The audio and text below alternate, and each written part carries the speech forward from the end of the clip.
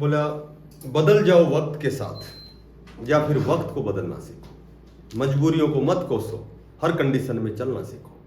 नमस्कार प्यारे बच्चों, आज की हमारी अपडेट जेबीटी के ऊपर है और नया सीईटी के ऊपर है। देखो, सबसे पहले तो मैं लगातार सुन रहा हूँ कि भाई जेबीटी का एग्ज़ाम होगा ही नहीं, या होगा तो कैंसिल होगा, भर्ती नहीं होगी। तो एक तो मैं आपकी जानकारी के लिए बताता हूँ कि जेबीटी की जो 1456 पदों पर जो एग्ज़ाम प्रस्तावित है 28 सितंबर, वो श्योर एंड सर्टेन होगा और 1% भी ये भर्ती कैंसिल नहीं होगी। ना इस पर कोई भी किसी प्रकार का कोई केस, कोई व्यवधान, रुकावट, ऐसा कुछ नहीं है। तो दाएं बाएं ध्यान मत दो। जो भी साथी हैं जो एग्ज़ाम दे रहे हैं, बहुत अच्छी तैयारी कर रहे हैं, लगातार तैयारी अपना प्रयासरत रहें, सही दिशा में प्रयास करते रहें। 28 सितंबर का एग्ज़ाम, आपके जो एडमिट कार्ड है वो 25 तारीख को शाम को या 26 तारीख को श्योर आपके पास पहुंच जाएंगे। ठीक है।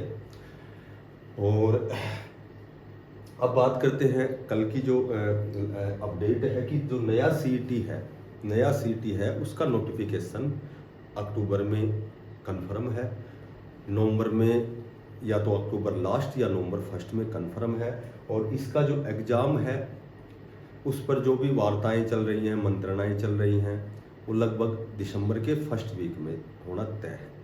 ठीक है। तो दिसंबर में ये कंफर्म होगा, क्योंकि सीईटी जो है, मैंने पहले भी बताया था, सीईटी कोर्ट के आदेशानुसार है, हाई कोर्ट की डबल बेंच में ये कहा गया है कि 8 वीक के अंदर अंदर सीईटी लेना है। तो आगे जो भी भर्तियाँ होनी है, ये मत सोचो कि भाई सीईटी कैंसिल होगा, सरकार राजनीति में बदलाव होने के बाद में सीईटी कैंसिल होगा। ठीक है, ऐसा कुछ नहीं होगा, क्योंकि एस्टेट पर भी यही मुद्दा चला था कि एस्टेट कैंसिल होगा, एस्टेट बंद होगा। ना तो एस्टेट बंद हुआ, प्लस हर स्टेट में एस्टेट स्टार्ट हो गया, सीटेट स्टार्ट हो गया। ठीक है।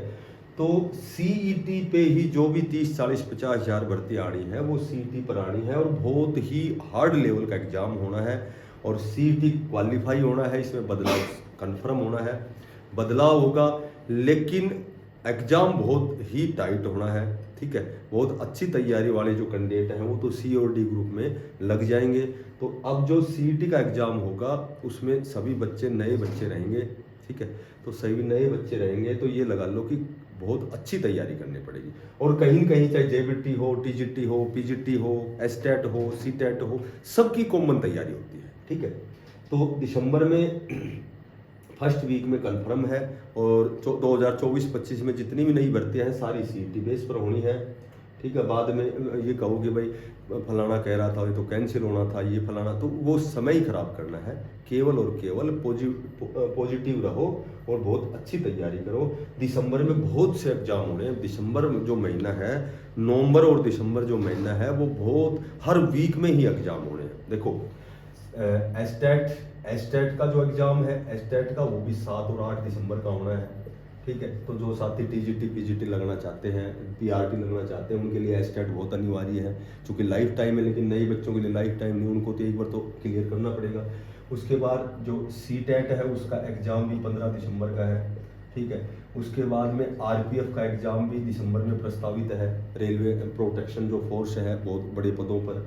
उसके बाद एसएससी जो जिद्दी है, लगभग 39,000 कुछ पद हैं, इसका एग्ज़ाम भी दिसंबर में प्रस्तावित है।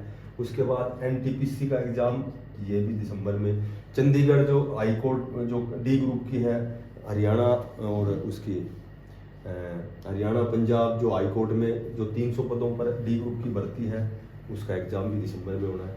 तो बहुत से ऐसे एग्ज़ाम हैं। इसका डीएसएसबी, इसमें टीजीटी की जो 5118 पदों पर भर्ती थी वो भी दिसंबर में होनी है। पीजीटी का एग्जाम भी नवंबर दिसंबर में होना है। तो अब जो महीने हैं वो आपके लिए बहुत ही इंपॉर्टेंट होने वाले हैं। आगे जो भी चुनाव के बाद में जो भी महीने हैं, ये लगा लो आप कि हरियाणा के एग्जाम भी, वो जो हरियाणा पुलिस की 5600 पदों पर जो भर्ती है उसमें भी तेजी आएगी। 56 उसमें भी फिजिकल एग्जाम। तो कहने का मतलब ये है कि सीईटी हो गया, एस्टेट हो गया, ठीक है, जेबीटी का तब हो जाएगा। उसके बाद टीजीटी की भर्ती है, जैसे अभी 3069 पदों पर भर्ती उसके एग्ज़ाम चल रहे हैं। टीजीटी की नई भर्ती आने वाली है, लगभग 8032 पद हैं जो टीजीटी की एचएसएससी में। तो ये सारी जो प्रक्रियाएं हैं ये 3 से 4 महीने में आपके सामने होनी है, सारे एग्जाम सब कुछ अभी होने हैं। तो मैं तो यही कहूँगा, सभी बच्चों से यही निवेदन करूँगा कि बाकी चीज़ों पर ध्यान देने की बजाय केवल और केवल अपने कैरियर के बारे में सोचो, अपनी तैयारी करो, अपनी किसी बढ़िया से अध्यापक से अपने कॉन्सेप्ट क्लियर करो, लाइब्रेरी में बैठ के अपनी स्टडी करो, ठीक है, या किसी की ऑनलाइन क्लास पढ़ो। लेकिन ये सारी चीज़ें बहुत जल्दी होने वाली हैं। और जो साथी नए हैं चैनल को सब्सक्राइब करना, ज़्यादा से ज़्यादा शेयर करना। सभी साथियों को बेस्ट ऑफ लक, धन्यवाद, राम।